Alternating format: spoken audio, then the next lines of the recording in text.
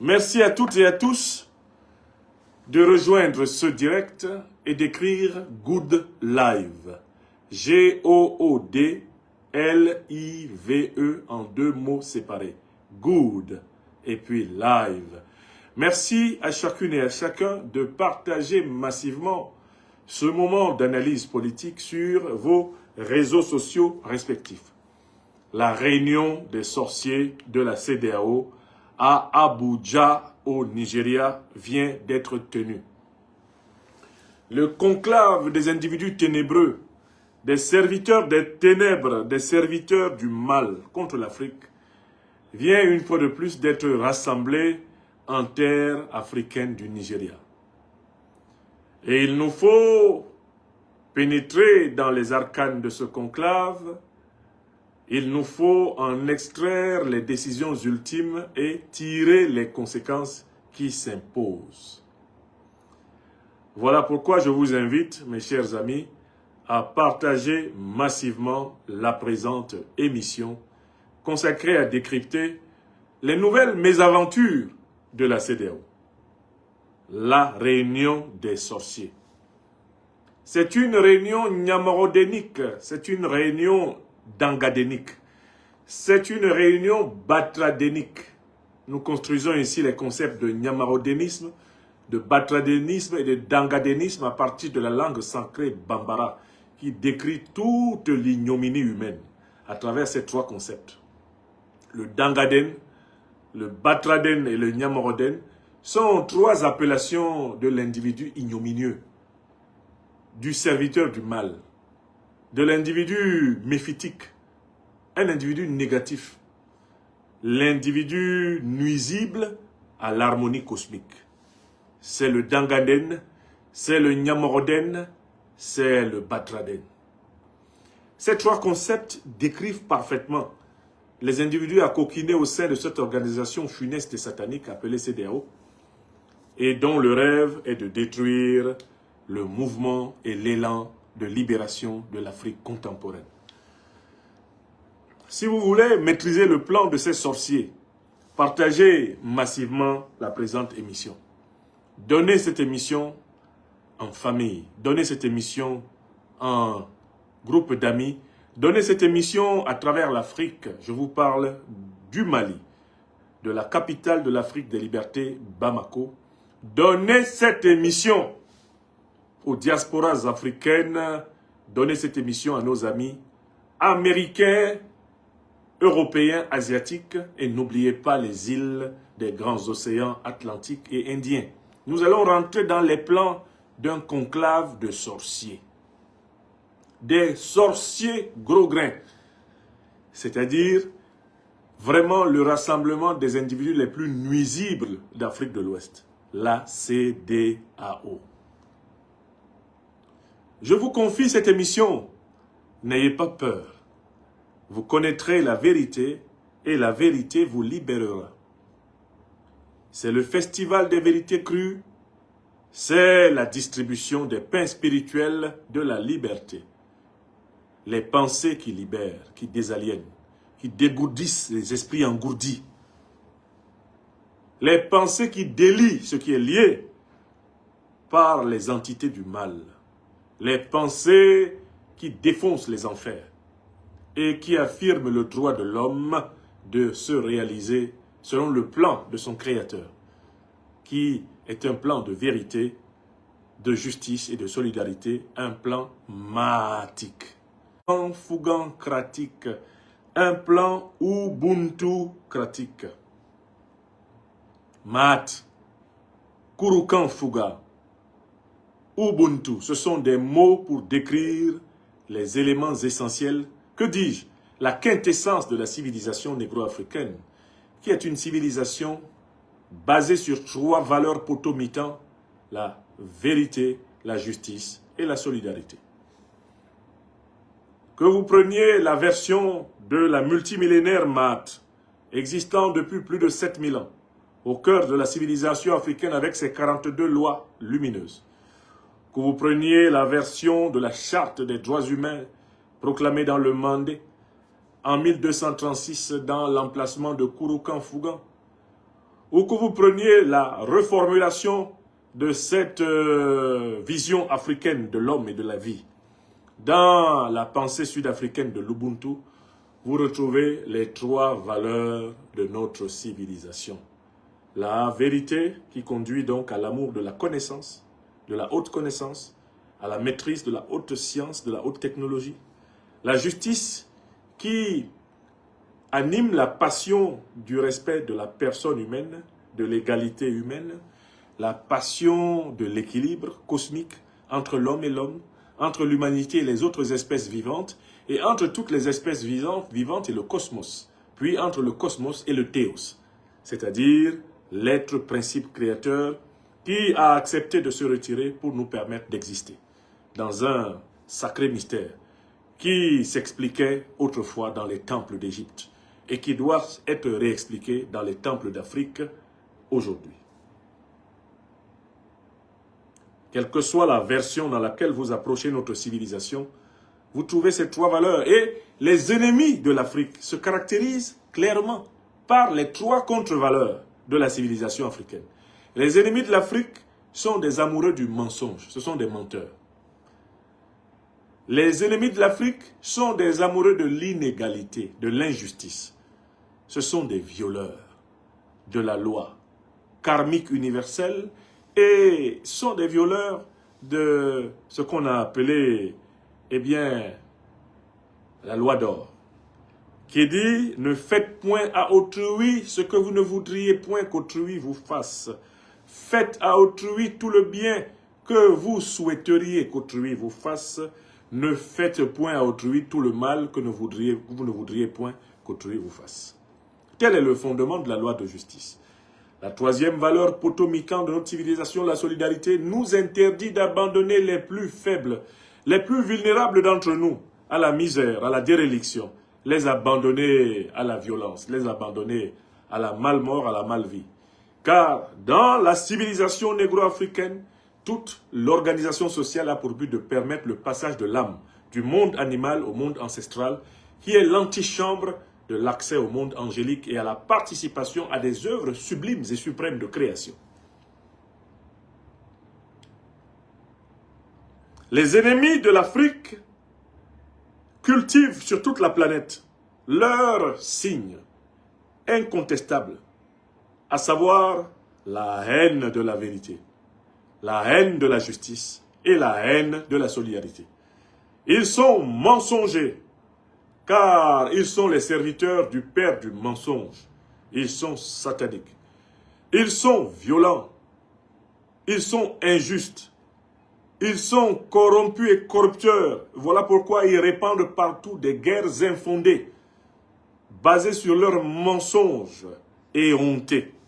Et ce sont des égocentriques, des narcissiques, des individualistes fiefés qui cultivent une vision atomistique de la société, le mépris de la relation d'homme à homme. Ils détestent le nous, ils proclament le moi, le moi, le moi. Égaux, ce sont des serviteurs du veau d'or, de la créature qui s'arroge le statut de créateur et qui dit « tout est juste, tout est entièrement bon, tout est entièrement vrai quand ça me profite, moi, exclusivement à moi ». Il faut se référer ici à une belle œuvre écrite par Max Stirner qui illustre parfaitement cet égocentrisme, cet égoïsme qui est au fondement et de la métaphysique et de la politique de l'Occident et de ses valets néocolonisés, impérialisés, ces valets impériaux terroristes à travers l'Afrique. Dans son ouvrage « L'unique et sa propriété », Stirner affirme que la finalité de l'existence individuelle, c'est l'accaparement de toutes les énergies de l'existence. Or, dès lors que moi, individu, je proclame que le but de ma vie, c'est de m'accaparer de toutes les puissances possibles, je déclare la guerre à tous les autres. Car dès lors que chacun envisage de faire tout ce qu'il veut pour accomplir tout ce qu'il veut, alors on entre dans ce que Thomas Hobbes a appelé la guerre de tous contre tous, homo homini lupus. On entre dans le chaos, on entre dans la jungle. Et la terre est une jungle parce que cette pensée chétanique domine la politique mondiale. La guerre La terre est un enfer. La terre est livrée à la guerre. Parce que les ennemis de la vérité, de la justice et de la solidarité humaine prospèrent. Ce sont eux qui continuent encore à bloquer les mécanismes de l'Organisation des Nations Unies, les mécanismes de l'Union africaine, de la CEDEAO, de la CEMAC, les mécanismes de la SADC et de toutes ces organisations internationales qui ne sont rien d'autre que les déguisements du démon. Ce soir, je voudrais vous parler du conclave des sorciers de la CEDEAO. Mais je ne peux pas aller plus loin dans le thème sans avoir défini ce que c'est qu'un conclave de sorciers et sans avoir tenté d'esquisser une définition accessible de la sorcellerie. Qu'est-ce que la sorcellerie? Ce mot sorcellerie dans la langue française vient du mot sort. Et le sort est un acte funeste qui est posé contre un individu pour le dévier de sa destinée, le dévier de sa vocation. On jette un sort, on lance un sort pour empêcher quelqu'un de rester dans sa droite ligne, pour sortir une personne. Le mot sort vient du verbe sortir. Le sort est donc ce qui permet à un individu ou à une collectivité de dévier. Le sorcier est un jeteur de sorts.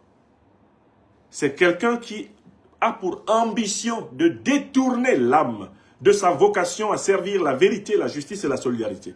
Le sorcier est celui qui flatte l'âme en lui proposant de servir le mensonge, l'injustice et l'égocentrisme, la vanité, l'ambition, la prétention. Qu'est-ce que la sorcellerie? La sorcellerie est l'ensemble des techniques par lesquelles des hommes conduisent d'autres hommes dans l'amour du mal, c'est-à-dire dans la perversité. La sorcellerie est l'ensemble des techniques physiques, mentales, psychologiques et spirituelles par lesquelles des hommes qui ont été conquis par l'esprit du mal transmettent leur venin sur la terre. Un sorcier est un prédicateur des enfers. Un sorcier est un prédicateur de Satan. Un sorcier est un prédicateur de l'anti-lumière. C'est un prédicateur de l'antéchrist, c'est un prédicateur de l'anti-Dieu. Pendant que ceux qui croient à la vocation divine de l'âme disent qu'il n'y a de Dieu que Dieu, le sorcier dit, il n'y a de Dieu que l'anti-Dieu.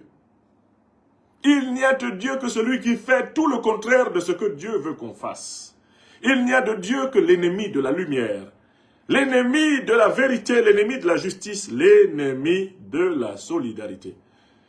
Ainsi, dans l'existence humaine, nous sommes tous exposés à la tentation d'aller vers le vrai ou vers le faux Dieu.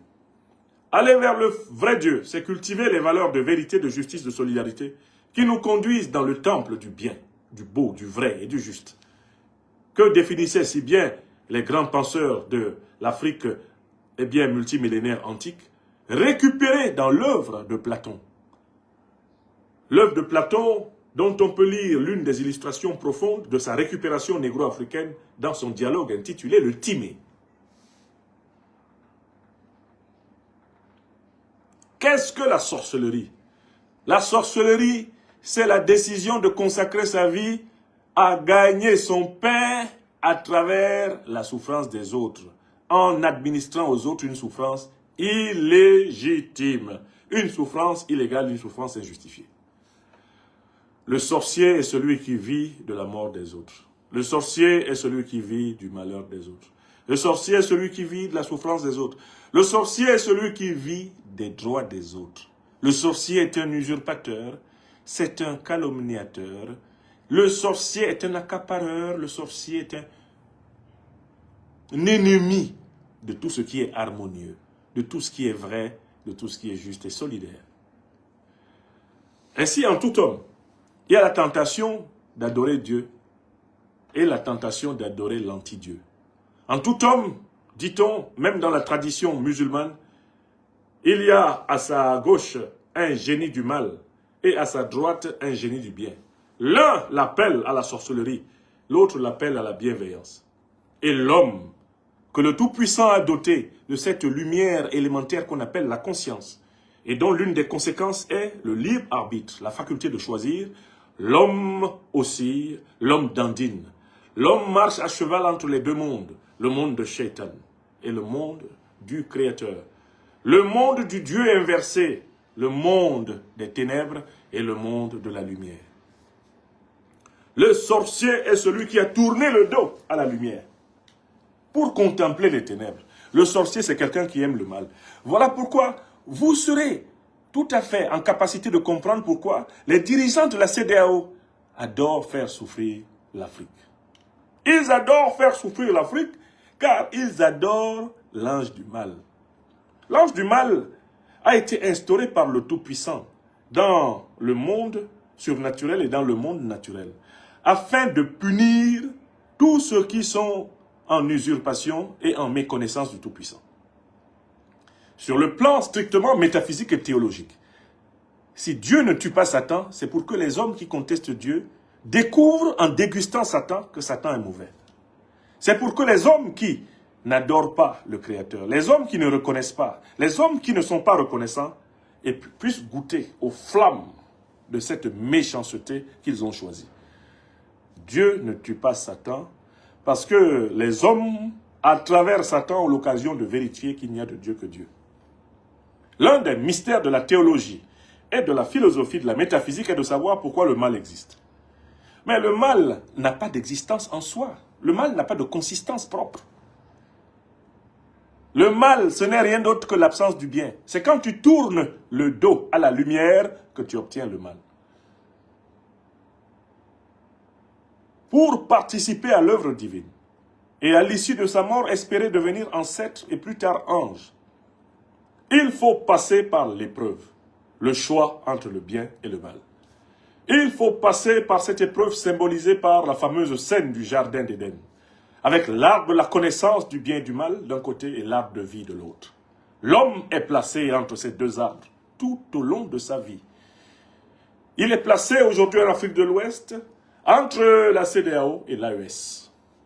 La CEDEAO, organisation du diable, organisation du crime, organisation du mensonge, de la mort, organisation de la lâcheté, de la bêtise, organisation de la méchanceté absolue, est l'incarnation de Satan en Afrique de l'Ouest. L'AES, organisation de résistance, de lutte de libération, d'émancipation, de souveraineté, organisation de restauration de la dignité. L'AES, organisation par laquelle les Africains reprennent confiance en eux-mêmes et s'assument dans l'espace et le temps, incarne ici le chemin vers le paradis Firdaus. Le chemin vers l'éveil de l'homme, à la conscience du plérum, à la conscience de sa propre plénitude, à la conscience de sa destination, de sa vocation spirituelle. Les Africaines et les Africains du monde entier, et notamment ceux d'Afrique de l'Ouest, ont la possibilité de choisir entre la voie du mal, la CEDEAO, et la voie du bien, l'AES.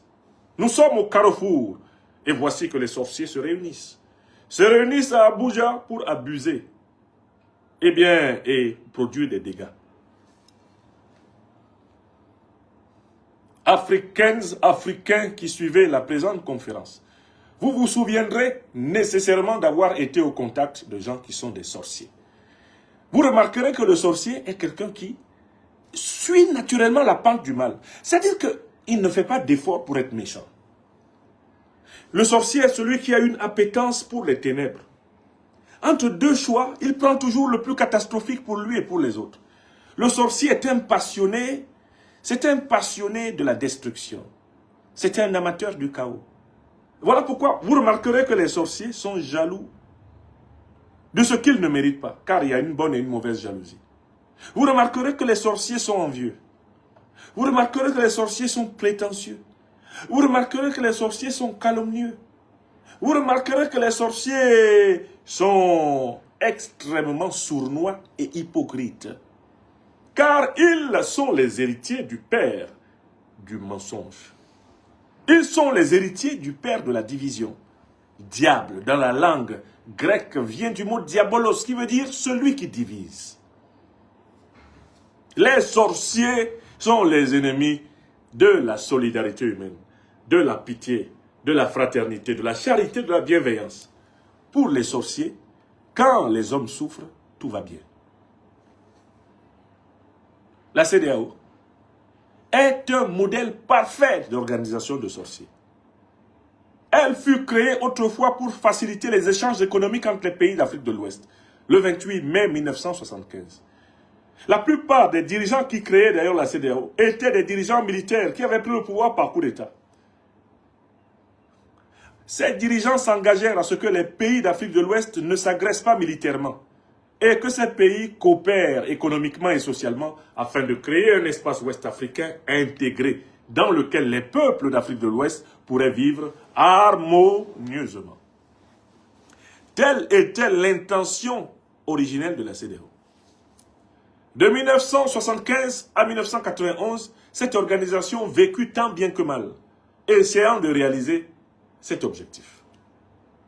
C'est à peine 5% des échanges économiques à l'intérieur de la CEDEAO qui se font entre les États de la CEDEAO. Tout le reste des échanges économiques dans cette organisation se font entre les États de la CEDEAO et les puissances européennes, les puissances moyen-orientales et américaines. C'est une organisation aliénée. Mais en 1991, manipulée par les néocolonialistes français, par les impérialistes otaniens, la CEDEAO mettait en place un texte sibyllin, criminel, diabolique, un texte exécrable qui s'appelle la Déclaration de principes politiques. Selon cette déclaration, cette organisation pouvait se réunir à tout moment pour dire que le processus politique qui se déroule dans tel ou tel pays n'est pas conforme à ses principes. Safroulaye. En 1975, quand on créait la CEDEAO, il y avait Gnassingbé Yadema à la tête du Togo, un militaire. Il y avait Mathieu Kérékou à la tête du Bénin, un militaire. Il y avait Olusegun Obasanjo qui succédait à Murtala Mohamed, lui-même succédant à Yakubu Gowon à la tête du Nigeria. Il y avait en 1975 Seyni Kounché, général à la tête du Niger. Toutes ces personnes avaient accédé au pouvoir par le coup d'État. Et ils ne pouvaient pas créer la CEDEAO pour aller faire la guerre à celui qui a fait un coup d'État dans un pays voisin, car tous étaient issus de pouvoir par coup d'État.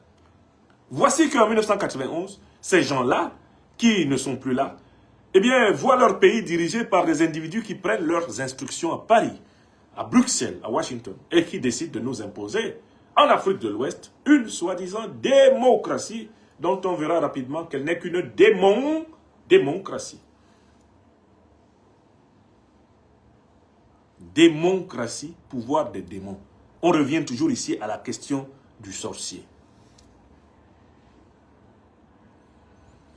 Une fois qu'ils se dotent, en 1991, du texte qui s'appelle la Déclaration des principes politiques, ils se mettent à l'utiliser pour faire la guerre à tous les pays où il y a des dirigeants qui ne plaisent pas à la France, qui ne plaisent pas à l'Angleterre, qui ne plaisent pas à l'Union européenne et qui ne plaisent pas aux États-Unis.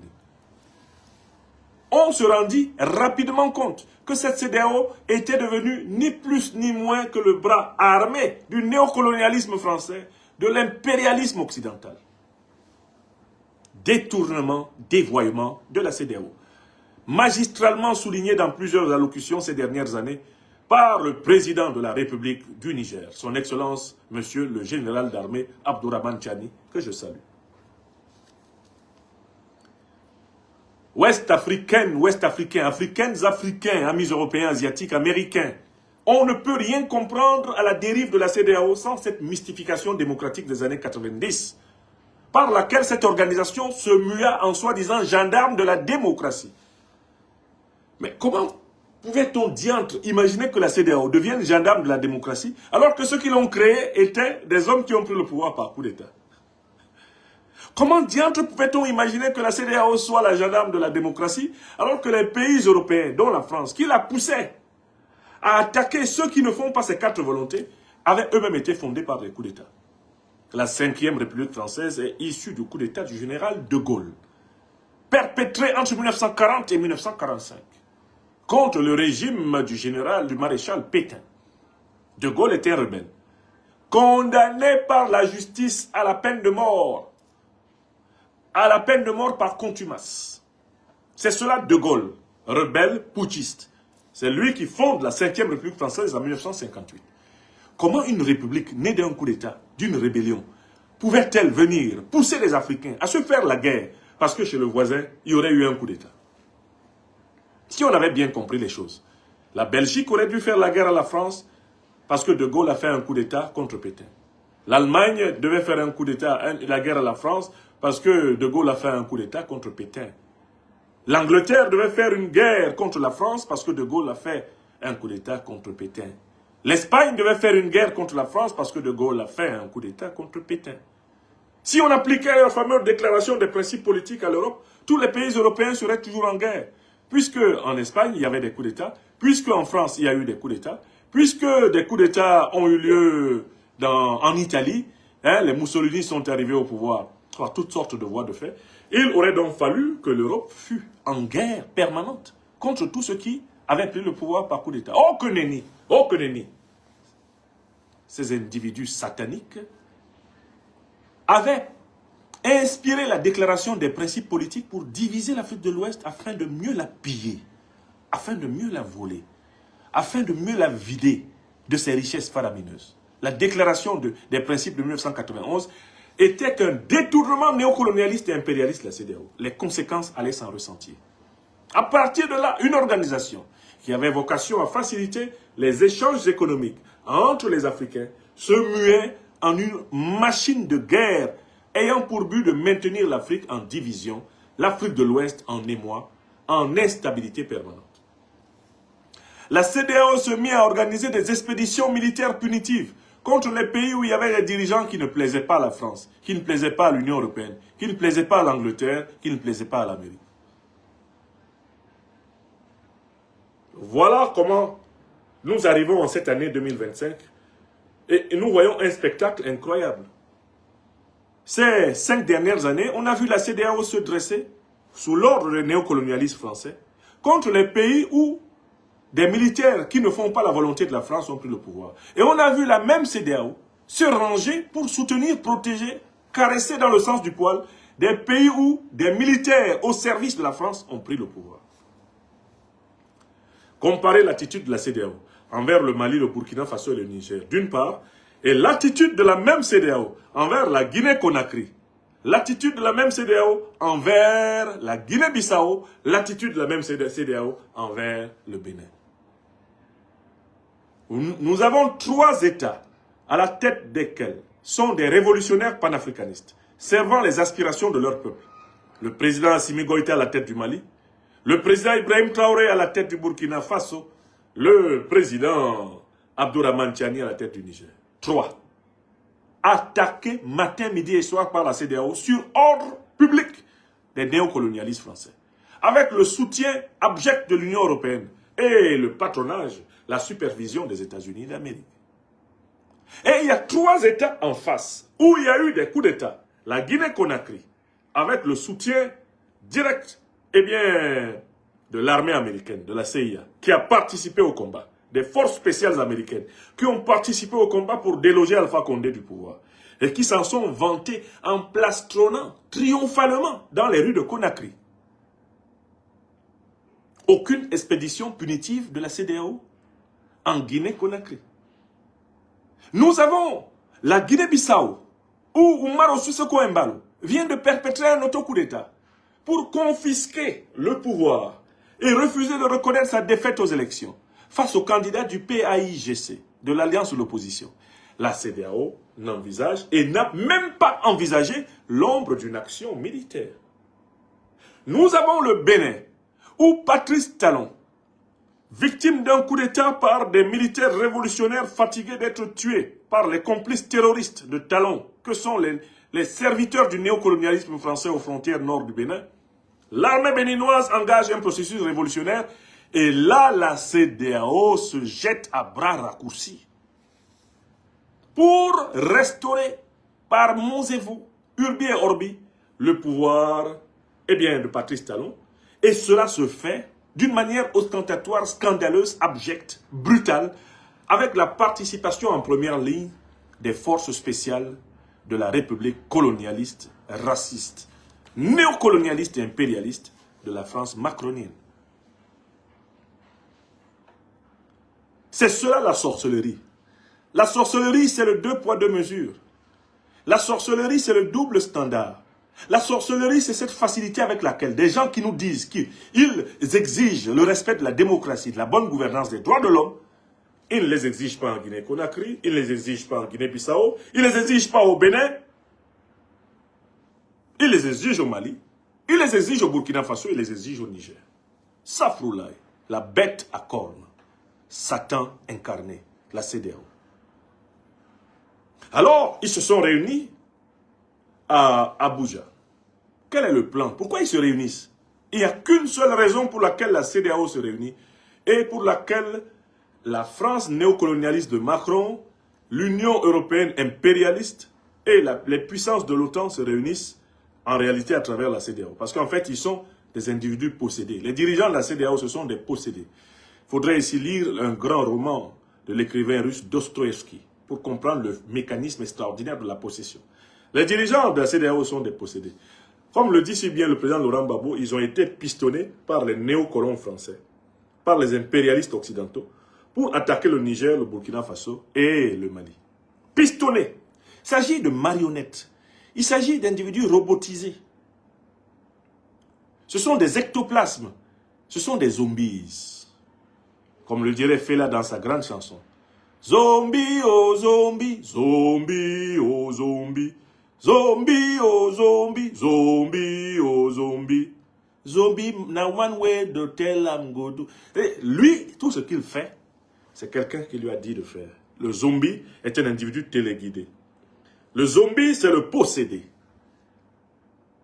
Talon est un zombie, c'est un possédé.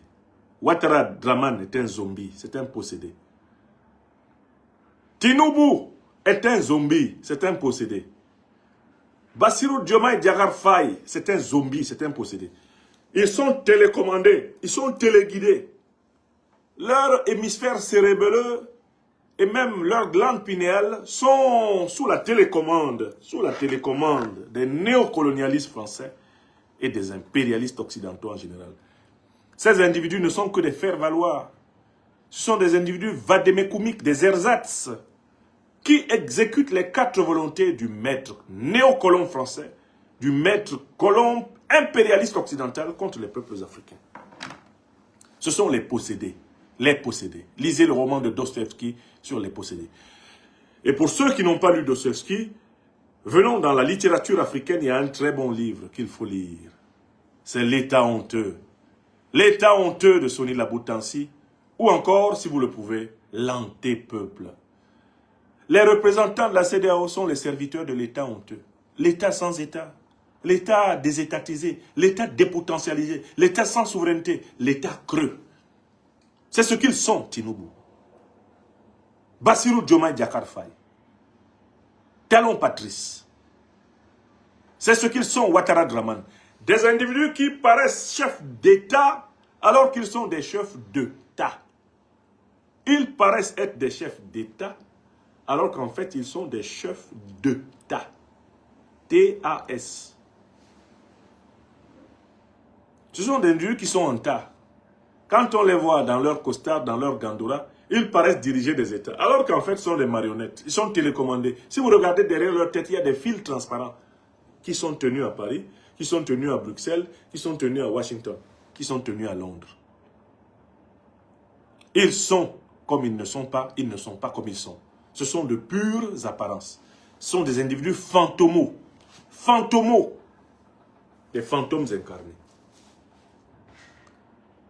Alors, pourquoi se réunissent-ils diantre à Abuja? Quel est le but de la réunion d'Abuja? Quel est le but de ce conclave de sorciers? Quel est le but de ce conclave baphométique, méphistophélique? Ils ont un seul problème. Leur maître néocolonialiste français est en passe de perdre la main sur le poste douanier, le poste de péage criminel qu'il a établi sur 15 pays africains, le franc CFA. Je recommence.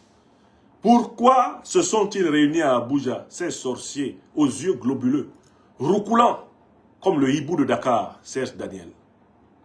Pourquoi se sont-ils diantres réunis à Abuja encore? Ces criminels en col blanc, qui semblent être des chefs d'État, mais qui sont des chefs d'État. Des mercenaires, des bourgeois compradors, des profito-situationnistes, des ennemis à coquiner de l'Afrique. Ils se sont réunis pour tenter de sauver la monnaie néocoloniale et coloniale française qui retarde 15 pays africains depuis 75 ans. Le franc CFA. Une deuxième fois. Une troisième fois. Puisque je suis à Bamako, le pays de l'homme à la parole orthogonale. Le général docteur Premier ministre Abdoulaye Maïga. Une troisième fois. Pourquoi se réunissent-ils? Ils se réunissent à Abuja pour réussir, pour tenter de réussir, d'empêcher la fin du franc CFA. Le franc CFA, une monnaie dont la banque coloniale, néocoloniale française, est l'outil à partir duquel les économies ouest-africaines, les économies de 15 pays africains, d'Afrique centrale, d'Afrique de l'Est et même d'Afrique de l'Ouest, sont bloquées. Et elles servent essentiellement de mécanisme de renflouement au trésor public français, qui a été constitué sur le pillage des anciennes colonies françaises. Ils se réunissent pour empêcher cela. Pourquoi? Parce que la France est en crise, elle n'a pas de budget.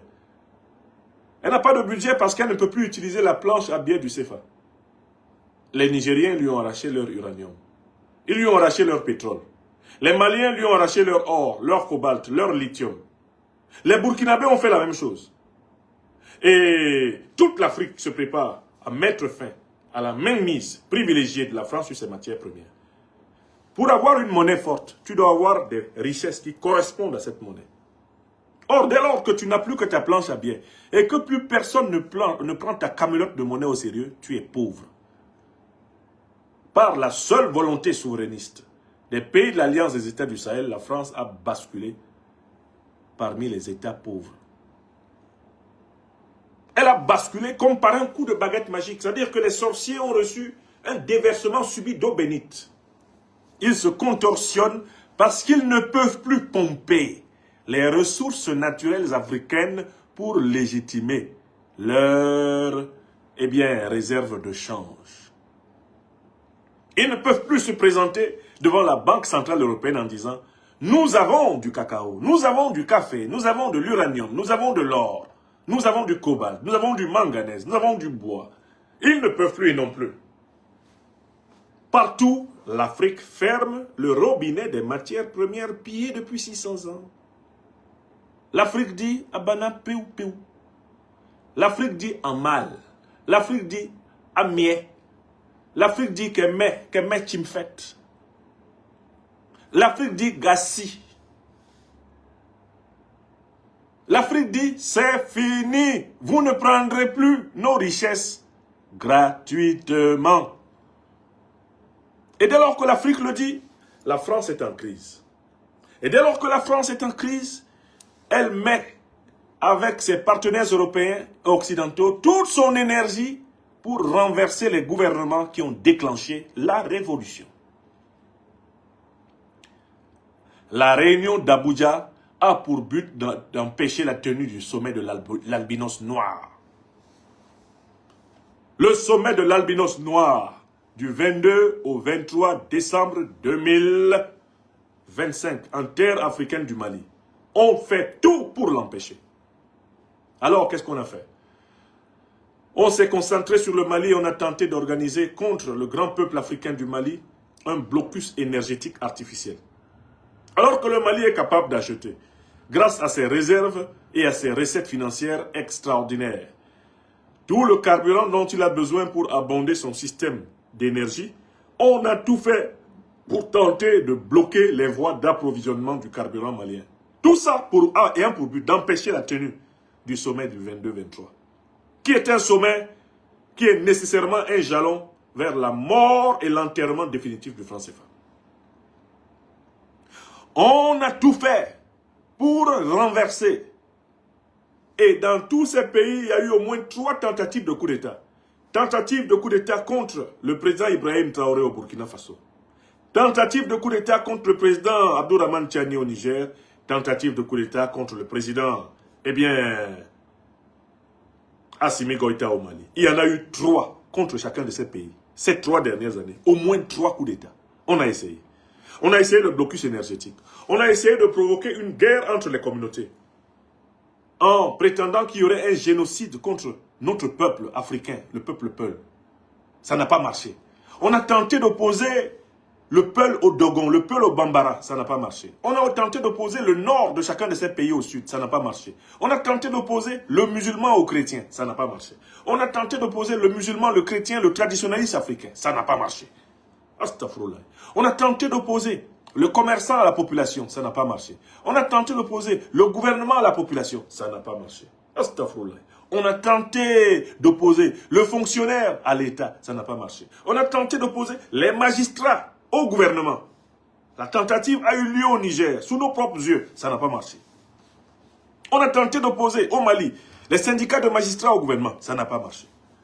On a tenté de promouvoir de nouveaux opposants, sortis comme des lapins de chapeaux de prestidigitateurs. Ça n'a pas marché. On a tenté de promouvoir tout d'un coup, leader de l'opposition au Mali, un imam connu comme le Neymar de Badalabougou. Ça n'a pas marché. On a même rédigé une bande dessinée mirifique, fantasmagorique, flatteuse, dans laquelle on présentait un chef terroriste comme le porteur d'un projet de califat pour gouverner le Mali en 3 zones. Iyad Agali, il est apparu dans les colonnes du Monde. Eh bien, ce soi-disant Tarzan du désert. Ça n'a pas marché. Ça n'a pas marché. On a tenté d'utiliser les multinationales, exploitant le pétrole, exploitant l'uranium, exploitant l'or, pour coincer le Mali, le Burkina Faso et le Niger. Le Mali, le Burkina Faso et le Niger leur ont mis un chaos technique. Ils leur ont mis un nippon. Barrick Gold a payé. A payé une somme qu'ils n'imaginaient pas, même dans ses rêves, au Mali. Et le Mali est assis dessus. 1 milliard, ils ont été obligés de payer 1 milliard de dollars. Oui! La Chine a décaissé 500 millions de dollars pour le pétrole du Niger. Le Niger a récupéré son uranium et le vend souverainement sur le marché international. On a donc tenté à ce moment-là de casser la République togolaise parce que le président togolais, bien qu'en difficulté en interne, en raison de la crise politique, l'opposant à l'opposition, il s'est engagé à soutenir l'alliance des États du Sahel. Il s'est engagé à être solidaire de ses frères sahéliens et a offert le port de Lomé pour désenclaver l'AES. Je reviens de Lomé. Astaghfirullah. Quand vous vous mettez dans un immeuble à Lomé, vous regardez l'océan Atlantique, il y a au moins 300 bateaux. 300 bateaux à Lomé qui mouillent dans le port de Lomé. C'est formidable, c'est fantastique. Le hub aéroportuaire de Lomé, c'est pas possible. Vous vous rendez compte que, en réalité, l'AES est désormais sur l'océan Atlantique, à travers le Togo. Parce que le nombre formidable de bateaux qui mouillent dans le port de Lomé ne peut s'expliquer que par l'économie florissante du Mali, du Burkina Faso et du Niger.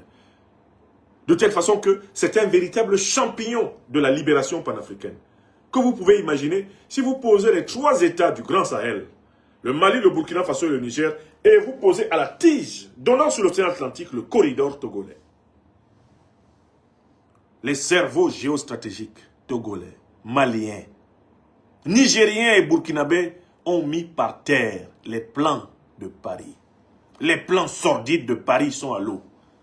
Voilà pourquoi on a envoyé un commando pour assassiner rapidement Faure Gnassingbé.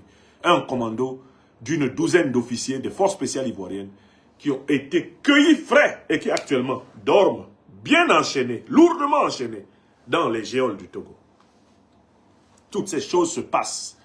Et celui qui fait l'effort de s'informer sur la marche de notre continent le sait. Toutes ces choses se passent et nous les savons. Et nous les disons à notre peuple pour que les derniers niais laissent tomber les écailles de leurs yeux et que les combattants d'arrière-garde, les pinailleurs, les aigris, les narcissiques, les agités du bocal comprennent qu'il est question de la bataille, de la libération du continent. La réunion de sorciers d'Abuja, elle a pour but de casser la dynamique souverainiste africaine, de nous ramener en arrière, à l'époque où il fallait aller supplier le FMI et la Banque mondiale pour construire un pont chez nous. Il s'agit de nous ramener en arrière, à l'époque où on allait voir le club de Paris, le club de Bruxelles, le club de Londres, le club de Genève, pour obtenir des dettes criminelles, des dettes lénifiantes, enfonçantes, des dettes catastrophiques. Il s'agit de tout faire pour humilier l'Afrique. Faire croire à l'Afrique qu'elle n'est capable de rien par elle-même. Voilà l'enjeu. Voilà l'enjeu de la réunion d'Abuja. Maintenant, que va-t-il se passer? L'Alliance des États du Sahel est unie. Les amis du monde multipolaire de l'Alliance des États du Sahel sont debout. Dans les conditions qui se rassemblent aujourd'hui, nous savons que la bataille a commencé et qu'elle aura lieu. Nous, Africaines, Africains, du continent et des diasporas devrons participer à la lutte de libération de notre continent. C'est la condition de notre respectabilité en Amérique, en Europe, en Asie, dans les îles des grands océans Atlantiques et Indiens. Nous n'avons pas le choix. Soit nous allons céder à un monde de domination à nos enfants, soit nous allons libérer l'Afrique. Et ainsi céder à un monde de dignité, de souveraineté, un monde de prospérité à ceux qui viendront après nous. Nous avons à la fois la chance et une responsabilité immense, nous qui vivons en 2025. Nous voyons advenir des événements que nos parents n'ont pas vus. Mon père, décédé en 2018, ma mère en 2019, n'ont pas vu l'émergence de l'Alliance des États du Sahel. Ils ont passé toute leur vie au XXe siècle et au début du XXIe sans voir un événement que moi, leur enfant, j'ai vu. Nous appartenons, vous qui me regardez, et moi, à une génération humaine bénie. Nous assistons à la transformation qualitative de l'Afrique. Le président russe, Vladimir Vladimirovich Poutine, a dit « L'Afrique va aller très vite. Les transformations africaines vont aller très vite. L'Afrique est le continent dans lequel les prouesses économiques, la rapidité de reconquête de la souveraineté et de la prospérité vont s'accomplir plus que sur n'importe quel autre. » Voilà ce qu'a dit Vladimir Vladimirovich Poutine. Il a vu dedans, comme on dit à Abidjan. Il a vu dedans. Nous sommes, nous, Africains, les humains les plus riches de la Terre. Nous sommes les descendants de la première civilisation humaine. Tous les autres continents ont été peuplés par nous. Et c'est par une mutation génétique de notre peau, appelée la perte de la mélanine, il y a quelques centaines de milliers d'années, que les blancs, les jaunes, les métis et tout le concert sont apparus. Nous n'avons pas le droit d'abandonner notre droit d'aînesse dans cette planète. L'Alliance des États du Sahel représente la conscience de ce grand devoir. La restauration du droit d'aînesse de l'Afrique. La restauration du statut de berceau de l'humanité, de terre première sacrée de l'homme, de l'Afrique. C'est notre responsabilité. Pourquoi avoir peur quand on est confronté à un challenge d'une telle importance? Pourquoi reculer alors même que l'avenir, eh bien, et le présent nous sourit? De quoi manquons-nous? Nous avons tout ce qu'il faut pour que l'homme soit heureux sur la terre. Depuis les minéraux jusqu'aux végétaux, jusqu'à la vigueur de notre démographie, nous sommes la population humaine la plus apte à l'existence terrestre. Pourquoi devrions-nous cracher sur des avantages que Dieu Tout-Puissant, la nature, nous ont accordés? Pourquoi devrions-nous nous apitoyer sur notre sort alors qu'il s'agit de lutter et de vaincre et de faire triompher les valeurs fondamentales de l'humanité dont nous sommes porteurs, nous qui n'avons jamais dominé un autre continent, nous qui n'avons jamais colonisé un autre continent, nous qui n'avons jamais esclavagisé d'autres hommes de la terre?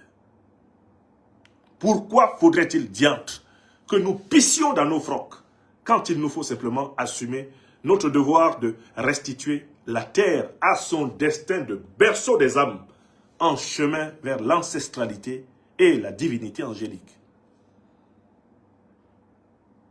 Quelle chance, Africains de ce temps, nous avons d'être là quand le président Goïta Tiani Traoré mène la barque de la Mahat. Quand désormais nos ancêtres sont de retour et que nous pouvons maintenant pagayer fièrement dans le fleuve de la vie. Mesurez-vous la chance que nous avons d'être là. Les plus grands héros du XXe siècle africain n'ont pas atteint 40 ans. J'en ai 53. Pourquoi devrais-je trembler de participer à une grande œuvre sur mon continent, alors que je suis plus vieux que les plus grands Africains du siècle précédent? Toi qui es assis là, toi qui es assise là, Pourquoi hésites-tu à prendre toute ta part dans la révolution africaine? Pourquoi veux-tu commenter ta propre vie, regarder ta propre vie comme un spectacle, comme un film à la télé, alors que tu es en capacité d'agir, de t'engager à ton niveau et de participer à la révolution africaine?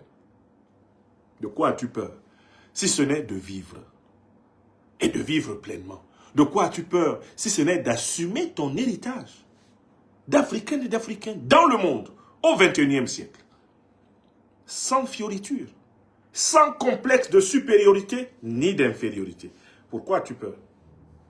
Tu rases les murs d'Afrique, tu rases les murs d'Europe, d'Amérique, d'Asie, essayant de sauver ta petite situation, crois-tu? Alors que bientôt, l'Europe effondrée par son économie dépourvue de nos matières premières volées, eh bien, te rangeras toi aux calendes grecques. Toi qui crois y avoir trouvé ta place, tu tomberas avec elle. Ceux qui ne savent pas voir loin sont ceux qui n'ont pas confiance en la révolution africaine. Nous n'avons pas le choix. Nous devons réussir, nous, Africaines, Africains, ou périr. Ce qui est en jeu, c'est l'existence ou non de la civilisation négro-africaine. Allons-nous devenir les étrangers du monde entier? Allons-nous devenir les marginaux sur notre terre? Allons-nous devenir ceux qui demandent en permanence aux autres de les laisser passer? Alors que c'est nous qui avons le plus gros continent de l'humanité, divisé en une misère de 54 pays. Quelle honte! Les Africains ne peuvent pas circuler librement en Afrique. Chez nous, on nous a divisés 54 fois. On nous a amenés à instaurer 54 passeports. Sur notre terre, on a tracé des frontières. Et certains s'en gargarisent. Je suis Gabonais et je suis Camerounais. C'est le continent. Oh, je suis Béninois, je suis Togolais, je suis Malien. C'est cette fierté qui a tracé les frontières entre le Mali et le Sénégal, entre le Mali et la Mauritanie, entre le Mali et l'Algérie, entre le Mali et la Côte d'Ivoire, la Guinée. Qui a tracé? Est-ce que c'est nous? Qui a séparé le Cameroun de la Guinée équatoriale et du Gabon? Qui a séparé le Cameroun du Congo, de la République centrafricaine? Qui a séparé le Centrafrique du Tchad, le Tchad du Soudan? Qui a fait ça? Est-ce que c'est nous? Comment pouvons-nous être fiers d'une humiliation que subirent nos ancêtres? Alors qu'il nous est demandé de nous assumer comme Africains et de nous engager dans les dynamiques qui nous libèrent ensemble. Les dynamiques qui nous libèrent ensemble. Briser ensemble nos chaînes. Construire une grande puissance sous-régionale puis continentale afin de libérer les Africains du monde entier de l'opprobre, de l'ignominie. Que dit la langue bambara malinké sous le concept de monnaie? Cette monnaie, M-O-2-N-E, accent grave, théorisée par Amadou Kourouma dans son livre Monnaie, outrage et défi. Comment allons-nous nous en débarrasser si nos chaînes mentales continuent à peser et que nous nous réfugions dans le micro-nationalisme? Nous nous réfugions dans la lâcheté. Nous nous réfugions dans l'assimilationnisme occidental. Nous nous réfugions dans l'espoir de trouver une place en Europe, en Amérique du Nord, en Asie. Une place dans les organisations internationales. Alors que nous sommes les hommes et les femmes les plus riches du monde. Les sorciers se sont réunis à Abuja. Ils ne croient pas en nous. Ils ne croient pas en l'Afrique. Ils ne croient pas en l'œuvre du Tout-Puissant. Ils ne croient pas au bien. Ils se sont réunis à Abuja pour tracer des plans et empêcher l'émergence de la monnaie sahélienne. Ils se sont réunis à Abuja avec leurs maîtres apeurés. Après tous les efforts qu'ils ont consentis, de voir l'émergence de la Banque centrale d'investissement du Sahel, de voir s'accumuler les réserves d'or du Mali, du Burkina Faso et du Niger garantissant leur monnaie, de voir s'accomplir le projet pour lequel ils ont assassiné Kadhafi. Ce pourquoi ils ont tué Kadhafi, nous sommes en train de l'accomplir au Sahel. Voilà pourquoi ils se réunissent à Abuja pour tenter de commettre des dégâts. Et toi, Africaine, Africain, tu dors.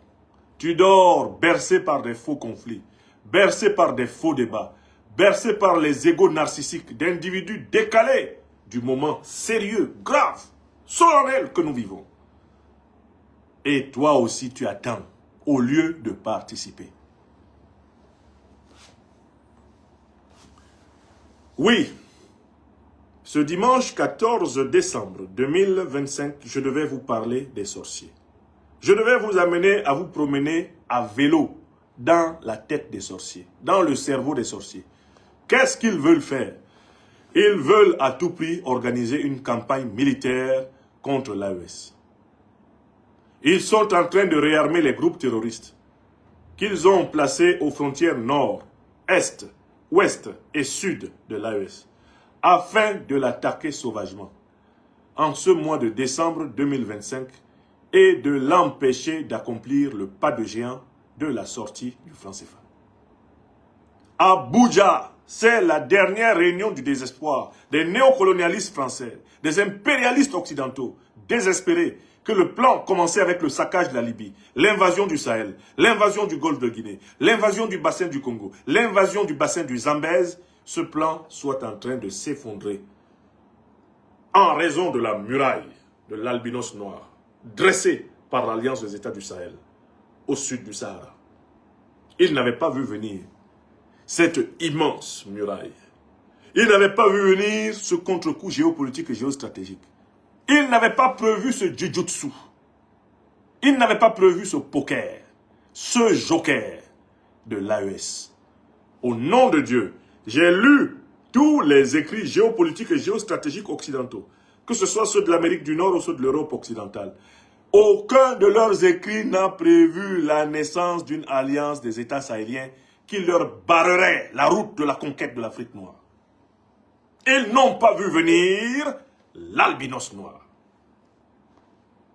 Ils ont regardé, mais ils n'ont pas vu.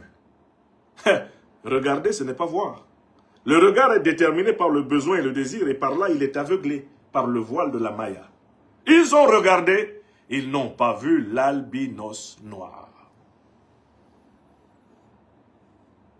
Regarder, c'est être obnubilé par l'intérêt immédiat. Regarder, c'est courir après l'objet. Or, nous sommes dans une démarche pour restaurer l'être. Une démarche ontologique, non pas une démarche ontique, comme disent les philosophes. Nous ne courons pas après les espèces sonnantes et trébuchantes de la Banque de France. Nous ne courons pas derrière la majesté du dollar. Nous ne courons derrière l'argent de personne. Nous courons d'une course de fond, une course de marathonnier vers notre souveraineté. Nous voulons être en soi et pour soi les sujets de notre propre histoire. Nous voulons nous tenir dans ce que les Allemands appellent la Selbstständigkeit, le se tenir en soi-même, et que le Bassa Bantou appelle le Telepsep, se tenir droit, dans sa propre verticalité, et pouvoir dire, dans la langue Bassa Bantou, m'importe mes yéne, je parle et je m'assois dessus. L'Afrique, maintenant, dans l'Alliance des États du Sahel, elle parle et elle s'assoit dessus. M'importe mes yéne, je parle et je m'assois dessus. Dans cette expression bassaphone, elle dit la récupération de son autonomie, de sa souveraineté, de son statut de créature divine. C'est le retour en verticalité, la sortie de l'horizontalité animale, reptilienne, l'affirmation du potomitan de l'Afrique debout. Tilana, écrivez ça. Aya Sebe, l'Afrique debout. Vertical, Telepsep, debout. Ils n'ont pas vu venir. Ils pensaient que les officiers qu'ils avaient formés aux États-Unis et en France, les officiers auxquels ils avaient fait prêter des serments incongrus à Saint-Cyr, trahiraient une fois de plus l'Afrique. Oh que nenni! Ils se dressèrent dans leurs uniformes, les fils du Sahel, réinvestis de l'énergie divine de Mahat. Ils se dressèrent à Bamako, ils se dressèrent à Ouagadougou, ils se dressèrent à Niamey et dirent non. Non. Non. C'est fini. Gardez vos dollars. Torchez-vous le cul avec vos euros. Allez vous faire foutre avec votre franc CFA. Ici, c'est chez nous. Nous vendrons au prix que nous voulons, à qui nous voulons. nous décréterons nos propres intérêts vitaux, nous développerons nos relations multilatérales librement, nous défendrons crânement notre souveraineté. La patrie ou la mort, nous vaincrons. Ça, ils n'avaient pas vu. Et ils sont en train de conspirer pour empêcher l'albinos noir. Mais l'albinos noir, il ne dépend pas de vous. Il aura lieu. L'albinos noir. Votre serviteur a eu l'honneur d'être reçu il y a 1 mois et demi à Ouagadougou par le chef de l'État, président du Faso, son Excellence Ibrahim Traoré. Je ne lui ai pas posé la question de savoir qui est l'albinos noir. Rassurez-vous. Je n'ai pas besoin de lui poser cette question. Tout Africain qui s'examine lui-même en ses âmes et conscience sait que l'albinos noir, c'est la souveraineté. C'est la rupture de la domination blanche, raciste, colonialiste, néocolonialiste et impérialiste sur nous, Africains, sur toute la terre. C'est ça l'albinos noir. C'est-à-dire qu'on va leur montrer qu'ils étaient noirs avant d'être blancs. Safroulaye, Traoré. Quel monsieur investi par l'esprit? L'albinos noir. C'est-à-dire qu'on va vous montrer que vous, là, vous étiez noir avant d'être blanc. C'est ça l'albinos noir. La doctrine souveraine dans tous les terrains. Souveraineté économique, souveraineté militaire, souveraineté spirituelle, souveraineté culturelle, souveraineté politique. L'albinos noir, le symbole de ce temps. Donc la réunion d'Abuja, elle échouera si nous sommes unis et solidaires. Elle échouera si nous sommes prêts à lutter, si nous sommes prêts à souffrir, à endurer le prix de la liberté et bien de la responsabilité, de la prospérité que nous méritons. Nous n'aurons que la souveraineté que nous méritons. Nous n'aurons que ce que nous aurons arraché. Le Tout-Puissant nous a dotés d'intelligence, il nous a dotés de richesse, il nous a dotés d'énergie, il nous a dotés de sapience afin que nous nous défendions. Le ciel ne nous a jamais abandonnés. C'est nous-mêmes qui nous sommes abandonnés à la fatalité de l'espace et du temps. Telle est la raison pour laquelle votre serviteur est venu ici, en terre africaine du Mali, assister à l'émergence de l'albinos noir.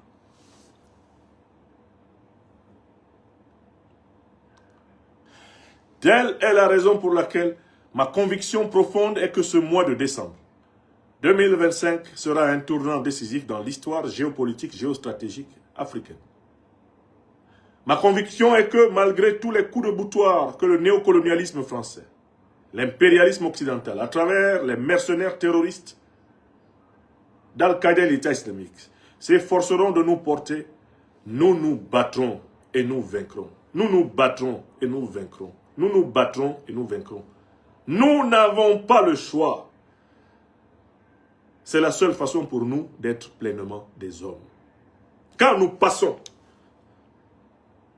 on doit pouvoir dire, aujourd'hui, demain et pour toujours, voilà un homme qui passe.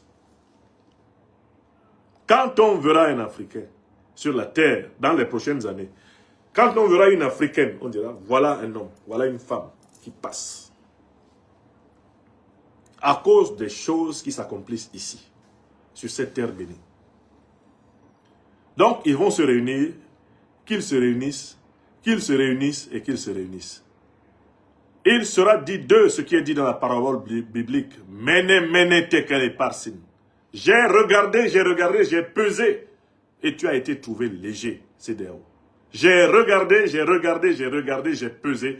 Et tu as été trouvé léger, CEDEAO. J'ai regardé et j'ai pesé. Et tu as été trouvé léger. Oh, monstre, diable, CEDEAO. Mene, mene, tekel et parsin. Dit la langue perse dans le texte où Daniel est confronté avec son ami Belchassar, eh bien, aux œuvres de Nabucodonosor à Babylone.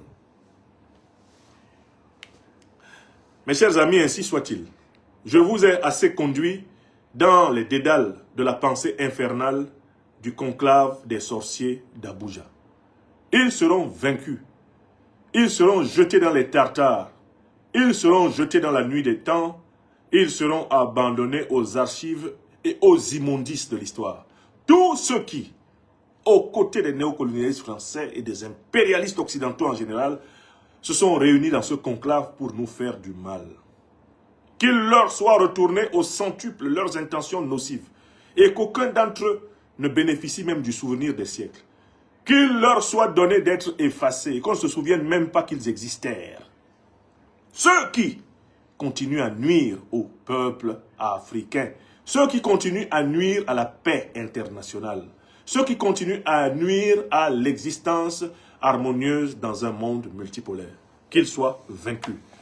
Et pour que cela soit, que chacun d'entre nous s'engage. Rien du ciel ne s'accomplit sur la terre si les âmes créées par le Tout-Puissant ne l'ont compris et ne l'exécutent. Les décrets divins s'accomplissent à travers des hommes et des femmes conscients qui réalisent sur la terre la justice qui est le fondement du monde. Rien ne nous sera donné si nous ne le cherchons pas. Il ne suffira pas de demander. Pour que cela nous soit donné, il nous faut nous battre. Voilà la vérité de ce temps et voilà ce que je voulais absolument partager avec chacune et chacun d'entre vous.